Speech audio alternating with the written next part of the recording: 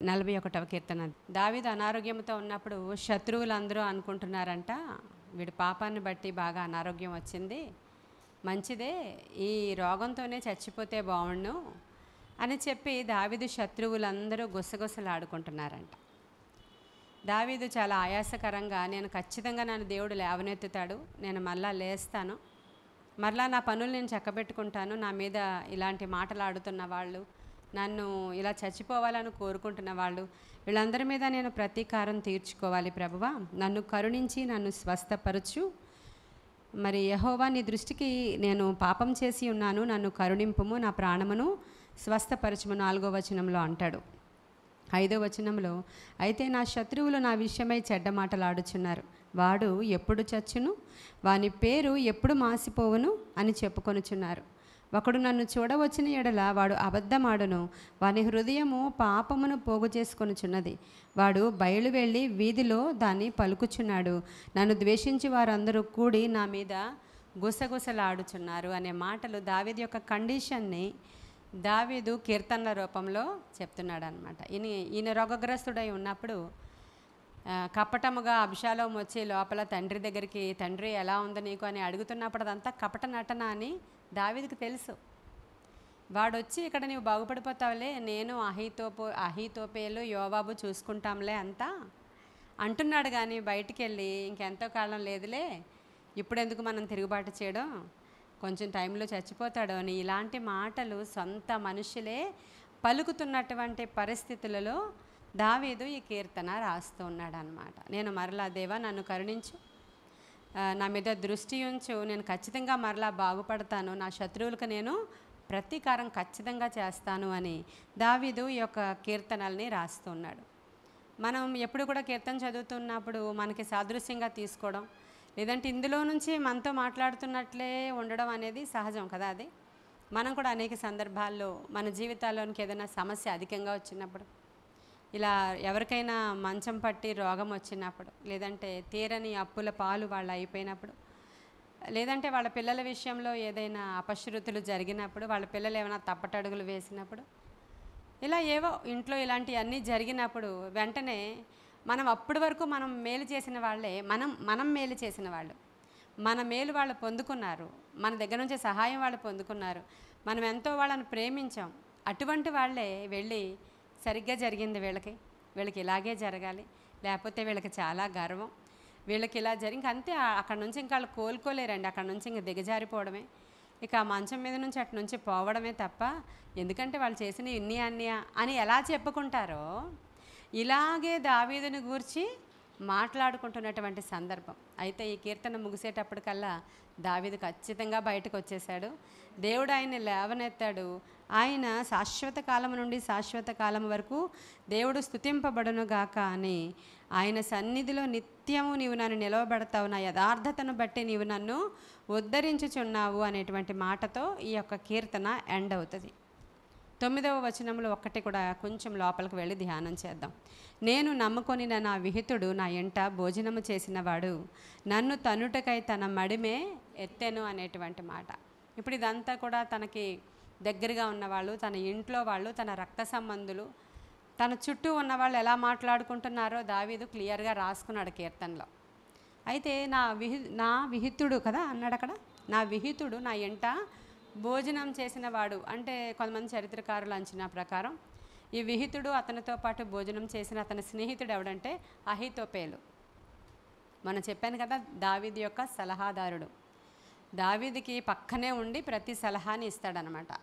అహీతోపేలు సలహా ఇస్తే ఎలా ఉంటుందంట అంటేనంట, దేవుడే డైరెక్ట్గా సలహా ఇస్తే ఎలా ఉంటుందో అలా ఉంటుందంట, రాయబడి ఉంది.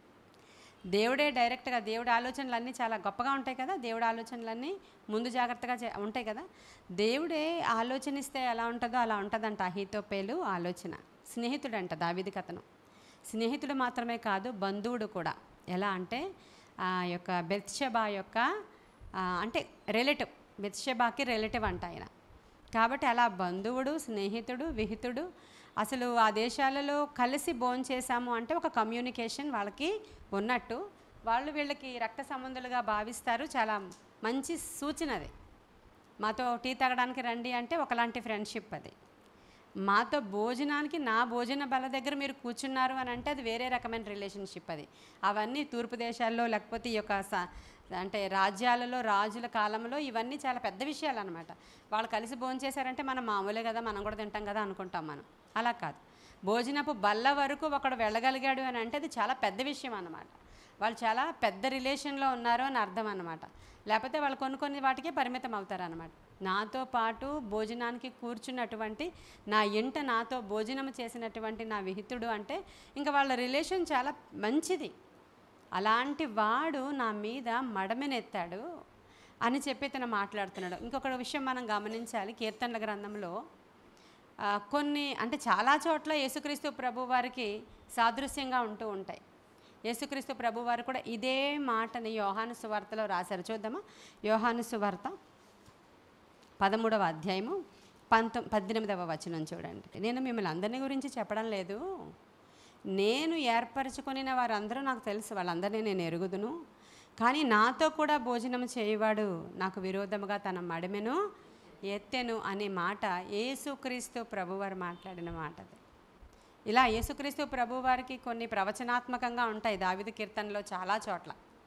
ఆయనకు అలా జరిగింది కదా, ఇక్కడ ఈయన కూడా అదే మాట అక్కడ రాయబడి ఉంది. ప్రవచన నెరవేర్పులు అన్నమాట ఇవన్నీ కూడా. అయితే ఈ ప్రవచనంలో ఈయన ఏమంటున్నాడు యేసుక్రీస్తు ప్రభువారు, నేను ఏర్పరచుకున్నాను కొంతమందిని, ప్రార్థన చేశాను 40 రోజులు, ఉపవాసం ఉండి దేవుని దగ్గర నుంచి గైడెన్స్ తీసుకుని నేను ఇష్టంతో నేను శిష్యులుగా చేసుకున్న వాళ్ళల్లో, నేను ఏర్పరచుకున్న వాళ్ళల్లో ఒకడు నాతో పాటు భోజనానికి కూర్చున్నవాడే నాకు విరోధంగా నా మీద మడమే ఎత్తాడు, వాడు యోధ. వాని గురించి దేవుడు యేసుక్రీస్తు ప్రభువారు మాట్లాడుతూ ఆయన ఏమంటాడంటే, ఆయన అప్పగించడానికి యోధ వచ్చినప్పుడు, స్నేహితుడా, మై ఫ్రెండ్ రా, ఎందుకు అక్కడ ఆలోచిస్తూ నిలవబడ్డా అని మాట్లాడతాడు ఆయన. అంటే ఇప్పుడు మనకు కూడా ఇలాంటి సిట్యుయేషన్స్ కలిగినప్పుడు మనం ఎలా రియాక్ట్ అవ్వాలో ఈ 2 సందర్భాలు నేర్పిస్తున్నాయి మనకి. దావీదు అంటాడు, నేను ఖచ్చితంగా కోలుకుంటాను, నేను ఖచ్చితంగా మరలా పైకి లేస్తాను, నాకు దగ్గరగా ఉన్న నా విహితుడు ఇలా అన్నాడు, నా రక్త సంబంధులు నన్ను ఇలా చావు కోరుకుంటున్నారు, నా చావుని అనేటువంటి మాటలు దావీదు మాట్లాడుతున్న మాటలు ఈ రోజుల్లో చాలామంది జీవితాల్లో ఉన్నాయి. వాళ్ళు ఈ మాటలను బట్టి, ఈ నిందలను బట్టి, ఈ అపహాస్యాన్ని బట్టి మనం వాళ్ళకి ఎంతో మేలు చేసాం, కానీ ప్రతిగా వాళ్ళు మేలు చేయకపోయినా పర్లేదు, కానీ వాళ్ళు ఏం చేయకూడదు, కీడు చేయకూడదు. ఇక్కడ యేసుక్రీస్తు ప్రభువారు ఎంతో మేలు చేస్తే కీడు చేశాడు ఆయన. ఇక్కడ దావీదు ఎంతో మేలు చేసి తన ప్రాణం ఒడ్డి రాజ్యాన్ని రక్షిస్తే వాళ్ళందరినీ ఆయన భోజనపు బల్ల దగ్గరకు కూడా ఆహ్వానించుకుంటే వాళ్ళేమో ఈయన చావు ఈరోజు కోరుతూ ఉన్నారు. ఏం నేర్చుకుంటున్నాం ఈ సందర్భాల్లో నుంచి? మనం ఏదో నేర్చుకుని అయ్యయ్యో అనుకోవడానికి కాదు, కానీ మనకి ప్రభువు మాదిరి చూపించి వెళ్ళారు. మిమ్మల్ని కూడా ఎవరైనా ఇలా అంటున్నారా? మీ మీద ఇలా మాట్లాడుతున్నారా? మీ స్థితిని బట్టి మీరు కృంగిపోతున్నారా? చాలా సందర్భాలలో సొంత బంధువులే మనల్ని ఇలా అంటున్నారా? ఎలా యోసేపు ఏం చేశాడు? యోసేపుకి ఆ అన్నలందరూ కూడా యోసేపుకి విరోధంగా యోసేపు చావుని వాళ్ళు కోరుకున్నారు. మనకి ఏ చిన్న అనారోగ్యంగా ఉన్నా కూడా వాళ్ళు ఎంత సంతోషిస్తారంటే అటువైపు ఏ చిన్న సమస్య మనకు వచ్చినా కూడా ఇంక ఈ టైం అయిపోయింది, వీళ్ళు ఇంకా లేవరు అని ఎలా అనుకుంటారు. అప్పుడు మనం బాధపడతాం, కక్ష పెట్టుకుంటాం, ఏడుస్తాం, ఇక ఎందుకు చావాలి అనుకుంటాం, లేదంటే ఇంకో చోటకి పోవాలి అనుకుంటాం. ఇలాంటివన్నీ మన జీవితంలో జరుగుతున్నప్పుడు ప్రభువు ఎందుకు అలౌ చేస్తున్నారు ఇటువంటి అన్నీ అంటే, మనము నిత్యరాజ్యానికి వెళ్ళడానికి ప్రభువు వల్లే మనం ఉండాలి. ఇక్కడ ఈ పరిస్థితుల్లో మనం ఆయన ఎలా ప్రవర్తించారో మనం అలా ప్రవర్తించాలని, ఆయన భక్తులు ఎలా ప్రవర్తించారో మనం అలా ప్రవర్తించాలని దేవుడు కోరుకుంటున్నాడు. మనకిది మంచి అవకాశం అన్నమాట.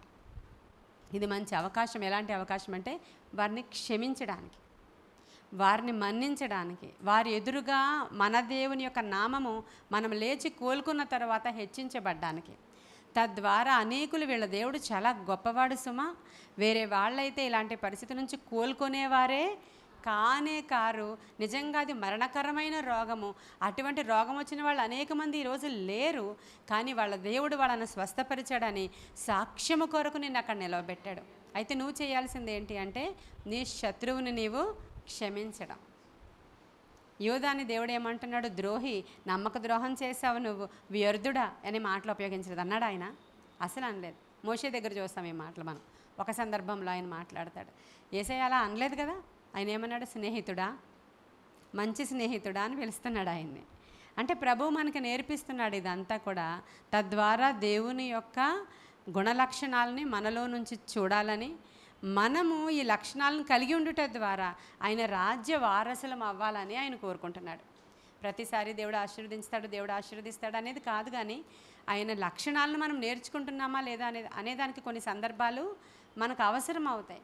మరి ఈ విధమైనటువంటి మంచి ప్రార్థన దావీదు చేసుకుంటూ, మంచి కీర్తన దావీదు రాసుకుంటూ, ఇక్కడ యేసుక్రీస్తు ప్రభు వారు కూడా మనం న్యూ టెస్టిమెంట్లో సాదృశ్యంగా చూస్తున్నాం.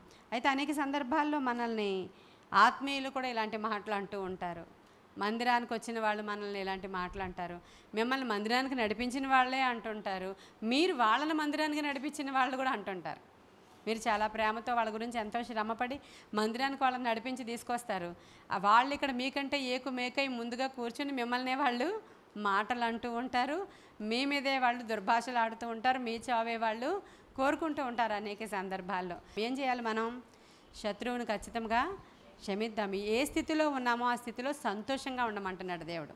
మీరు సంతోషంగా ఉండండి, మీరు వాళ్ళని క్షమించండి. ఎందుకు సంతోషంగా ఉండాలి అనంటే, ప్రభువు యేసుకు కలిగినటువంటి మనసు మనం కూడా ధరించుకున్నాము, మనం కూడా ఆయనలాగే ప్రవర్తిస్తున్నాము, మనం ఆయన బిడ్డలం అనిపించుకుంటున్నాము, మరలా మనం పైకి లేస్తాము, ఆయన నామము హెచ్చింపబడుతుంది.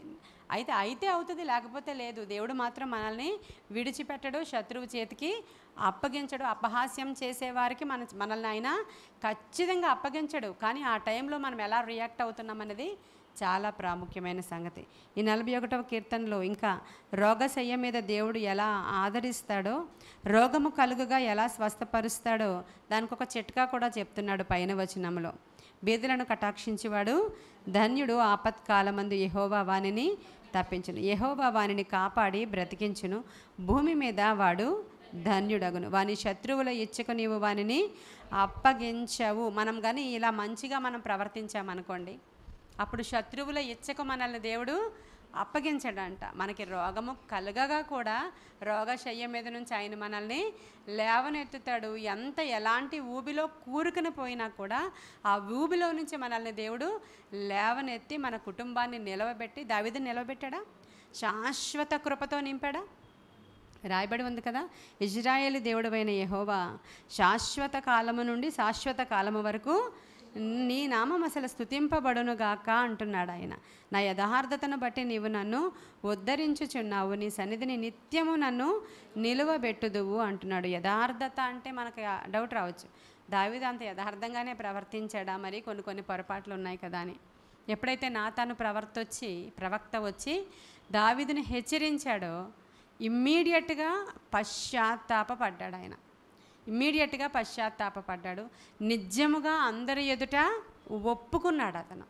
అందరి ఎదుట నేను తప్పు చేశాను, పొరపాటు చేశాను అని ఎప్పుడైతే మనము పాపములు చేసిన వాళ్ళం పాపమును ఒప్పుకొని విడిచిపెడతామో, పశ్చాత్తాపడతామో, దేవుని దృష్టిలో మనం యథార్థవంతులం అయిపోతాం. ఇక ఆయన మన పాపాన్ని జ్ఞాపకం చేసుకోడు. ఇంకా మన పాపాలను వీపు వెనక విసిరివేస్తాడు. మనం మన పాపాన్ని రొమ్ములోనే దాచుకొని మేము చాలా మంచోళ్ళం, నీతిమంతులం, మేము అసలు ఎప్పుడూ చేయలేదని అనుకుంటాము. అవి మీ మీద నిలిచే ఉంటాయి, అవి ఆయన దగ్గర కూడా నిలిచే ఉంటాయి. కాబట్టి ఇదంతా కూడా ఒక సిస్టమ్ దేవుడి దగ్గర. కాబట్టి ఈయన నేను ఒప్పుకొని విడిచిపెట్టుకున్నాను.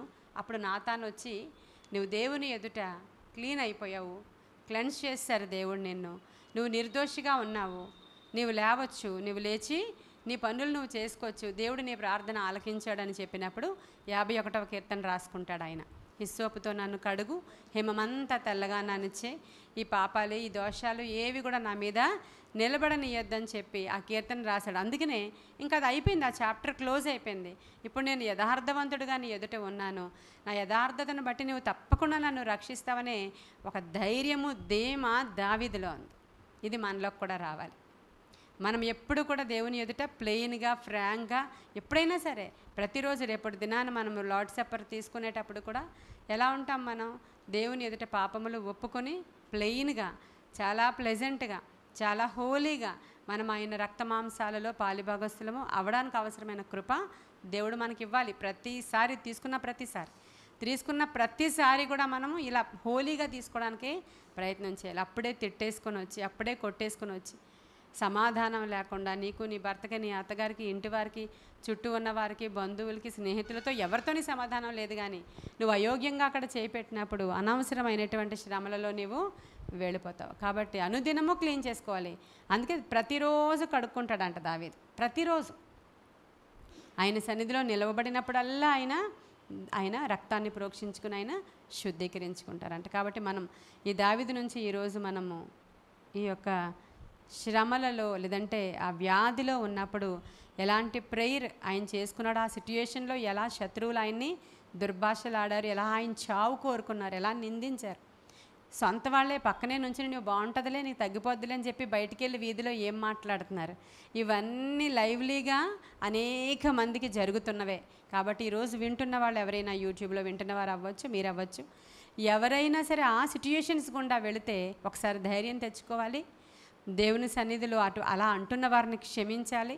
ఇది నా యేసయ్యకి జరిగింది, అనేక మంది గొప్ప గొప్ప భక్తులకు జరిగింది, నాకు కూడా జరుగుతుంది, ఆ లిస్టులో నేను ఉన్నందుకు నీకు వందనాలని మనం దేవునికి వందనాలు తెలియజేసుకునే వారంగా ఉండి ధైర్యం తెచ్చుకోవాలని ఈ కొన్ని మాటలు దేవుడు మన వెనుకడిలో దీవించునుగాక.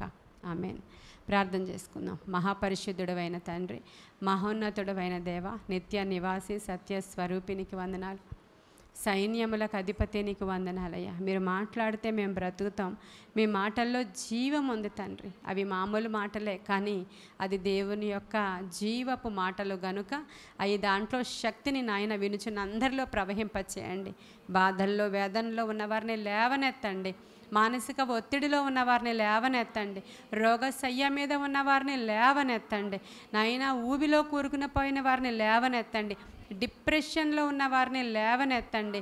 ప్రతి విధమైన చెరలో కూరుకుని పోయిన వారిని లేవనెత్తండి. మా మీద దుర్భాషలాడుతున్న వారిని క్షమించండి ప్రభా. వారి ఎదుట మేము మౌనముగా మా దేవుని యొక్క ప్రేమను ప్రకటించే వారముగా ఉండడానికి అవసరమైన కృప మా అందరికీ దయచేయమని దేవా, నిన్ను పోలి మేము వెళుతున్నాము అనేటువంటి నిశ్చయిత మాకు రావడానికి అవసరమైన శక్తి మాకు దయచేయమని యేసయ్య శ్రేష్ఠ నామములో అడిగి వేడుకొని పొందుకొని ఉన్నాము మా ప్రియ పరలోకపు మా తండ్రి. God bless you.